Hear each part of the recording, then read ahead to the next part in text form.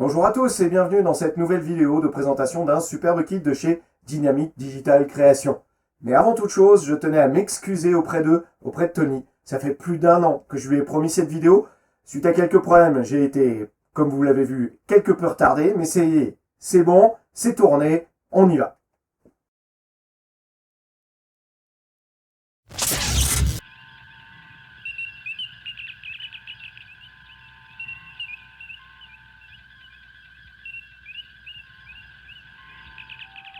Welcome to Ben's Workshop. Engage.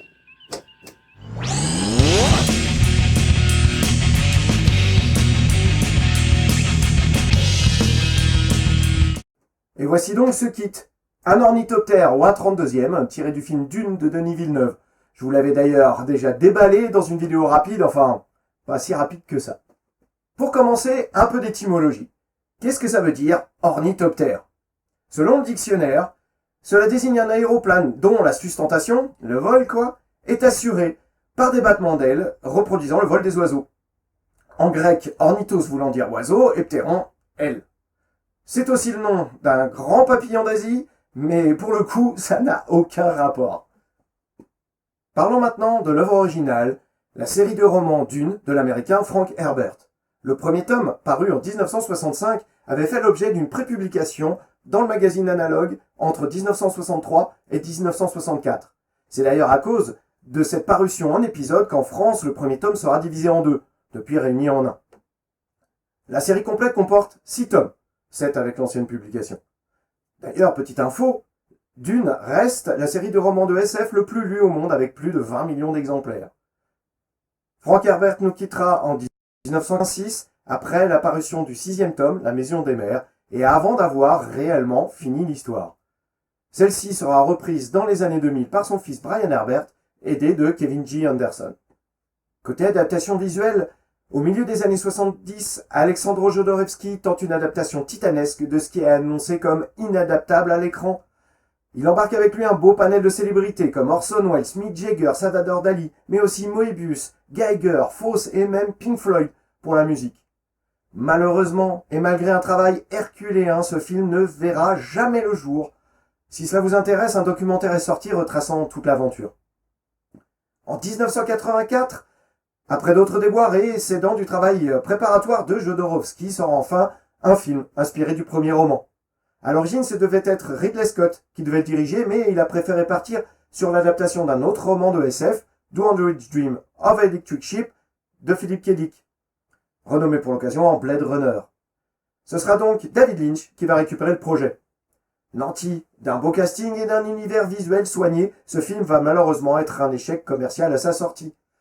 David Lynch va prendre les distances avec ce film en blâmant les producteurs d'avoir restreint son contrôle artistique et surtout d'avoir fait un montage final sans son accord, rendant l'histoire complètement incohérente. Frank Herbert, lui, va plutôt l'apprécier, à part une scène absente dans le film. Une scène très importante pour lui, la scène de banquet d'arrivée des Atreides sur Dune. Elle permet de comprendre les rouages politiques sur Arrakis et donc ce qui va se passer après. Après d'autres adaptations en jeux vidéo, jeux de plateau et même une mini-série télé de 3 épisodes incorporant les 2 livres suivants, nous arrivons au milieu des années 2010 où une société de production américaine récupère les droits. En 2017, on nous apprend que ce sera Denis Villeneuve qui réalisera le film. Marrant, sachant qu'il a réalisé une suite à Blade Runner. Bien évidemment, il va demander à Brian Herbert et Kevin G. Anderson d'être consultants pour le scénario. Petite parenthèse, la scène de banquet si chère à Frank Herbert n'est toujours pas présente dans le film. C'est dans ce film donc, sorti en 2021, que nous trouvons cet ornithoptère designé par l'excellent George Hull. George Hull est un artiste qui avant cela avait travaillé sur des licences peu connues comme Star Wars, Star Trek, Matrix, Transformers, Terminator, le MCU Marvel, Jurassic World et même Blade Runner 2049 de Denis Villeneuve. En parlant de coïncidence, Dynamic Digital Creation a fait un superbe kit au 1/17e d'un de ses spinner cars. Revenons à cet ornithoptère. Si l'on reprend un peu les romans, il est décrit comme un véhicule ressemblant à un coléoptère ayant des ailes à géométrie variable rétractables. Il est équipé de fusées à l'avant et à l'arrière pour le contrôle rapide de l'engin, la prise de vitesse ou le freinage. Plusieurs fois on nous parle de nervures, de feuillures de protection, ce qui semblerait indiquer que les ailes ressemblent à celui d'un avion en structure. Le battement des ailes semble être utilisé pour le décollage, le vol à petite vitesse ou le vol stationnaire. Pour le vol de croisière, il n'utiliserait que les fusées, les ailes étant rétractées.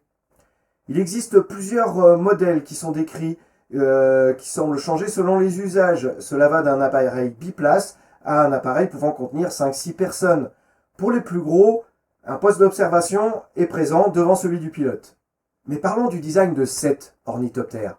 Plus inspiré des insectes et particulièrement de la libellule, cet engin pour moi est un joyau du design. Très mécanique, donc se raccrochant à la réalité, il a une présence à l'écran magistrale. On pourra toujours discuter de la faisabilité d'un vol tel qu'on le voit, n'empêche il en jette. On est loin du design de Lynch avec ses formes aiguës et ses ailes microscopiques, et franchement, je préfère largement. Et en parlant d'ailes, si celles de la maquette sont vraiment à la bonne taille et si mes calculs sont bons, l'envergure de la version Hull Villeneuve est impressionnante. Cela ferait 44 mètres d'envergure pour 20 mètres de long seulement.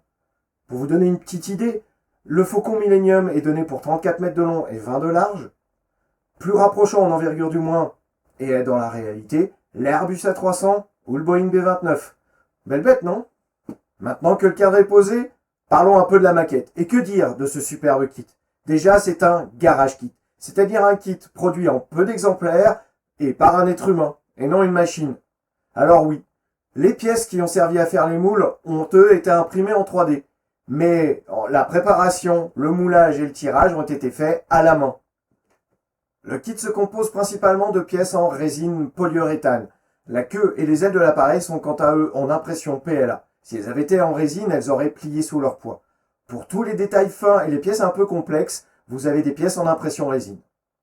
Concernant le modèle 3D qui a servi à créer ce kit, Tony a fait un superbe travail de conception qui rend honneur à ce magnifique design. Les détails sont fins et nombreux, et il y en a même certains qui ne seront hélas plus vraiment visibles une fois que vous aurez monté votre maquette. Je parle bien évidemment des détails de l'intérieur de la carlingue. En parlant de détails fins, les trains d'atterrissage sont très complexes et il n'a pas été possible de les rendre fonctionnels sans les fragiliser. Il y a donc des pièces différentes si vous voulez les faire sorties ou repliées. C'est une option à prendre avant le montage. Ou alors, si vous êtes un peu téméraire, faire un custom pour pouvoir les échanger très facilement une fois le tout monté. Même motif, même punition pour la rampe d'accès, qui est d'ailleurs reliée à la partie arrière du train d'atterrissage. Mais même si vous choisissez les trains d'atterrissage en position sortie, sachez qu'ils seront trop fragiles pour supporter le poids de la maquette. Il faut donc rajouter un support. Ne vous inquiétez pas, un support en plexiglas est compris dans la maquette, ainsi que d'autres pouvant maintenir la maquette en position de vol. Concernant les ailes, et en utilisant différentes pièces, vous avez la possibilité de les monter, soit repliées, soit déployées. Mais attention, ça atteint 1,40 m d'envergure quand même. Tony propose un kit d'aimant qui, une fois installé, vous permet de passer de l'un à l'autre plus facilement, même la maquette toute montée. Pour continuer sur les options, vous avez la possibilité d'acheter des charnières qui vous permettent de faire les portes à l'avant du cockpit ouvertes. Et bien voilà, on est arrivé à la fin de la présentation de cette maquette, de ce superbe ornithoptère devrais-je dire, car oui, vous l'avez compris, c'est un véhicule que j'adore. Il m'a tout de suite sauté aux yeux et cette maquette lui rend vraiment honneur. Alors attention, ça reste un garage kit. Il y a pas mal de travail de nettoyage, quelques menus réparations, mais le travail en vaut la chandelle. Pour conclure, je vais vous présenter rapidement le projet que j'ai pour cette maquette. Je vais donc essayer de reproduire la scène de la moissonneuse d'épices du film. Je vais devoir sculpter une tête de verre des sables. Je vais y incorporer donc une petite moissonneuse et pour cela je vais utiliser le kit de chez Ming, le petit kit. Et après, le tout, ça va être de pouvoir poser ce kit en hauteur avec les ailes, que ça prenne pas trop de place, parce que c'est quand même énorme. Je vais juste rajouter un petit effet de perspective avec un tout petit kit d'ornithoptère à côté de la moissonneuse. Pour cela, je vais aussi utiliser un autre kit Ming, qui est l'ornithoptère ou un 300e. Il fait 16 cm d'envergure, c'est tout petit, mais ça donnera un effet de perspective accentué. Si vous êtes aussi intéressé par ce monde visuel magnifique qui a été créé autour du film, je vous conseille chaudement The Art of Soul of Dune. C'est un artbook magnifique. Alors là, c'est pour le premier volet, mais il existe aussi pour le deuxième. Et pareil, si vous adorez l'ornithoptère, mais ne vous sentez pas de vous lancer dans un kit comme celui-ci, Ming vient de le ressortir au 1/72e. C'est déjà un peu plus grand et en plus, il y a des personnages. Merci à vous de m'avoir suivi, j'espère que ça vous a plu. Si vous avez des questions, n'hésitez pas à me les poser. Alors ici, bien sûr, mais sinon sur ma page Facebook. À très bientôt, j'espère. Au revoir.